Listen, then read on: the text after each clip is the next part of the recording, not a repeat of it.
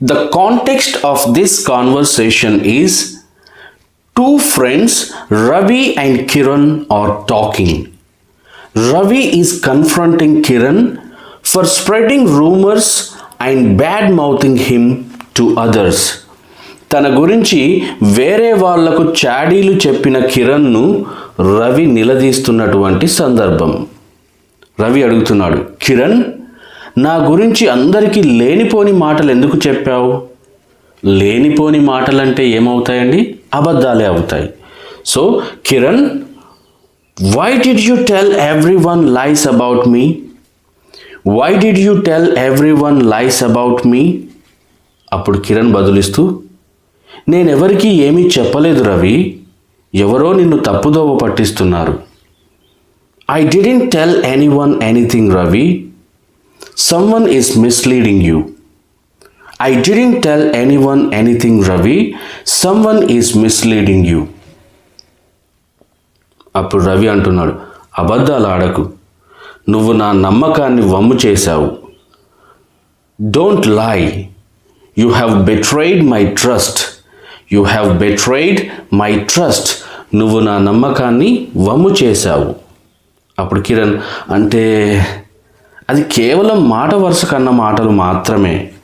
I mean those were just casual words spoken in passing or said in passing. Those were just casual words, మాట వరుస కన్న మాటలు మాత్రమే. In passing means to mention, do or note something briefly while talking about or doing something else. అంటే main topic అది కాదు, it's just a side remark అన్నమాట. అప్పుడు రవి అంటున్నాడు, మాట వరుసకైనా సరే ఎదుటి వాళ్ళ వ్యక్తిత్వాన్ని కించపరచడం నమ్మక ద్రోహమే అవుతుంది.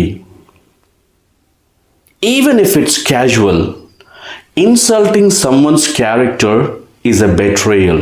నమ్మక ద్రోహం. Even if it's casual, insulting someone's character is a betrayal.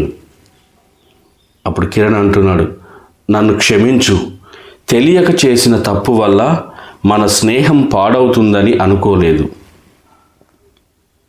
Please forgive me. నన్ను క్షమించు. I didn't think a mindless mistake or a careless mistake would ruin our friendship.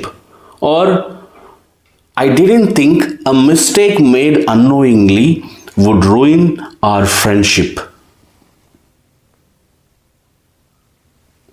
Ravi అంటున్నాడు, చాడీలు చెప్పడం వల్ల వచ్చే ఆనందం క్షణికం, కానీ పోగొట్టుకున్న నమ్మకం మళ్ళీ రాదు.